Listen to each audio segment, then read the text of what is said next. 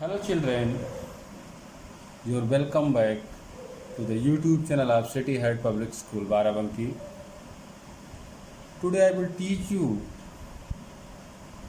second sorry will teach you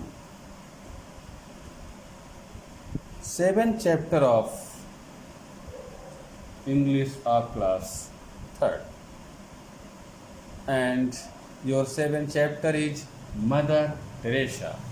Wow, this chapter is very good. Okay, the Mother Teresa's character can be iconic character for new generation or young one. So I request you, please seriously read it, understand it, and feel it. Okay, so start your lesson, and your lesson start now. Here is the story of Mother Teresa, जो कि आपकी book में है, इसको आप ध्यान से पढ़ेंगे. Here is the story of Mother Teresa, an ordinary school teacher who became one of the most extraordinary women in the world.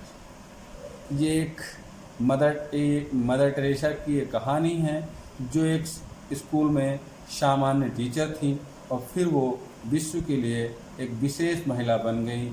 और उस वजह क्या था? All because of her faith, love and good work.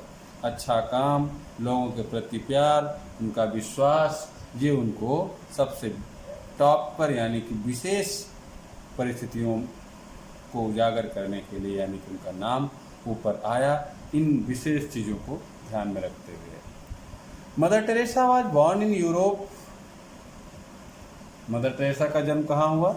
Europe में, on 27 अगस्त यानी कि 27 अगस्त को 1910 में.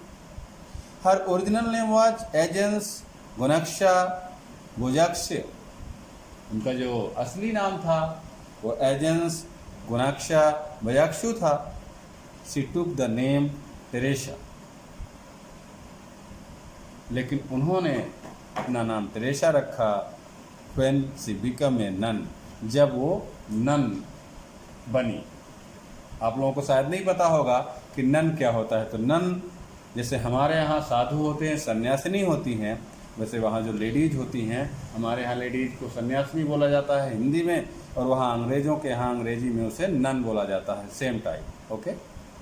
इन 1929 में एट द एज ऑफ 18, उनकी कितनी एज थी? ओनली 18 कहें तो गलत नहीं होगा, ठीक है. मात्र 18 साल इनकी उम्र थी.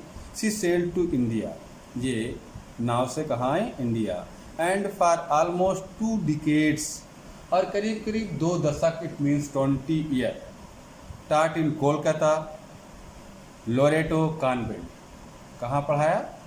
इन्होंने 2 दशकों तक करीब कोलकाता के लोरेटो कॉन्वेंट में पढ़ाया. Okay.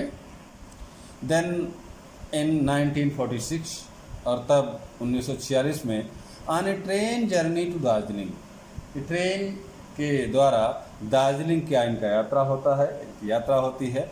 Sister Teresa felt. Sister Teresa जो हैं वो फेल्ट यानी कि अनुभव महसूस करती हैं. गॉड कॉल्ड हर, भगवान उसे पुकार रहे हैं. टू लीव, छोड़ने के लिए. क्या? द कॉन्वेंट, कि कॉन्वेंट को छोड़ दो यानी कि स्कूल को छोड़ दो. एंड सर्व, और सेवा करो. किसकी?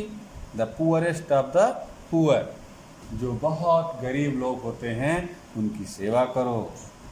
So she started working in the slums of Kolkata. इसलिए उन्होंने कोलकाता में स्लम्स में काम करना चालू किया. आप लोगों को अगर जानकारी नहीं है कि स्लम्स क्या होता है तो ध्यान दीजिए. स्लम्स का मतलब होता है जहाँ पर सबसे गरीब लोगों की बस्ती होती है, गंदे मलिन जिसे कहा जाता है, जो सबसे पुअरेस्ट लोगों की कॉलोनी होती है, उसे स्लम्स एरिया कहा जाता है. ठीक है. ये कोलकाता की सबसे स्लम्स एरिया है, वहाँ पर इन्होंने अपना काम स्टार्ट किया. There she took care of the sick and needy. और वो क्या करती थी? देयर शी टू केयर, वो किसका केयर करती थी? द सिक, जो बीमार थे, एंड नीडी, जो जिनको ज़रूरत थी, आवश्यकता थी, उनके लिए काम करते थे। सी टॉट पुअर चिल्ड्रेन, वो क्या करती थी? वहाँ गरीब बच्चों को पढ़ाती थी, जो कभी पढ़ नहीं सकते थे, जो कभी स्कूल नहीं जा सकते थे, जिनके पास कोई व्यवस्था नहीं थी, उनको पढ़ाते थे। Washed and bathed them too, और उनको और भी क्या करती थी? उनको साफ करती थी, नहलाती थी, हैं, समझे? ये सारे काम करती थी। ग्रेजुअली, धीरे धीरे she started caring for people suffering from leprosy, और धीरे धीरे उन्होंने क्या किया? उन्होंने उन लोगों की केयरिंग करना चालू किया, ध्यान रखना चालू किया, उनके हितों में काम करना चालू किया। सफरिंग फ्रॉम लेप्रोसी, जो लोग, लेप्रोसी का मतलब होता है कुष्ठ रोग, जो स्किन में प्रॉब्लम हो जाती है लोगों को, देखा होगा आप लोगों ने सोसाइटी में। लेप्रोसी से जो पीड़ित थे, उनके लिए काम करना चालू किया। सी ट्राइड टू टीच पीपल, वो कोशिश करती थी, लोगों को बताने की कोशिश करती थी, that leprosy is not infection, leprosy ये इन्फेक्शन नहीं है।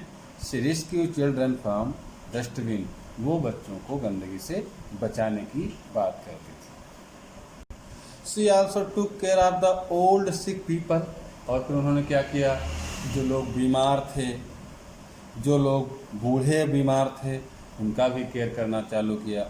सी मेड ओल्ड एज होम्स, उन्होंने जो बूढ़े हो जाते थे उनके लिए घर बनाए, बुजुर्गों के लिए घर बनाए। ऑर्फेनेजेज एंड लेप्रोसी होम, जो अनाथ थे उनके लिए, और जो कुष्ठ रोग से पीड़ित थे उनके लिए उन्होंने घर बनाए। शी वाज सॉफ्ट स्पोकन, बहुत प्यारा बोलती थी, एंड काइंड हार्टेड, और वो बहुत दयालु भी थी। She considered herself to be the servant of God, और वो समझती थी खुद को, वो समझती थी कि वो भगवान की सेवा कर रही हैं। She work is known all over the world, she work is known all over the world, उनका जो काम पूरे विश्व में जाना गया, पूरे संसार में जाना गया।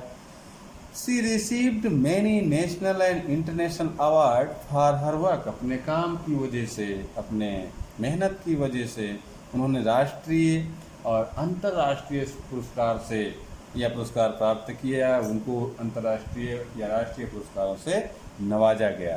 ठीक है। The government of India gave her the Padmashri and Bharat Ratna award, ये दो बहुत बड़े बड़े अवार्ड होते हैं भारत सरकार की तरफ से। भारत रत्न और पद्मश्री अवार्ड भी भारत की सरकार ने मदर टेरेसा जी को दिया। She was also awarded by the Nobel prize, और ये भी तो बहुत बड़ी बात है, उनको नोबेल प्राइज से भी सम्मानित किया गया। She taught by example that the path of service is the most beautiful form of worship. ठीक है, पूजा करने का सबसे अच्छा, सबसे प्यारा रास्ता ये है कि आप लोगों की सेवा करें, या लोगों की सेवा करने के रास्ते पर चलें। ये सबसे प्यारा, सबसे प्यारी पूजा होती है आपकी मदर टेरेसा। ठीक है ना। मदर टेरेसा डाइड ऑन 5 सितंबर 1997, और मदर टेरेसा जो है वो 1997 में इनकी मृत्यु हो गई। Living A legacy of love and caring, और इनकी मृत्यु के बाद अपनी विरासत में क्या छोड़ गई?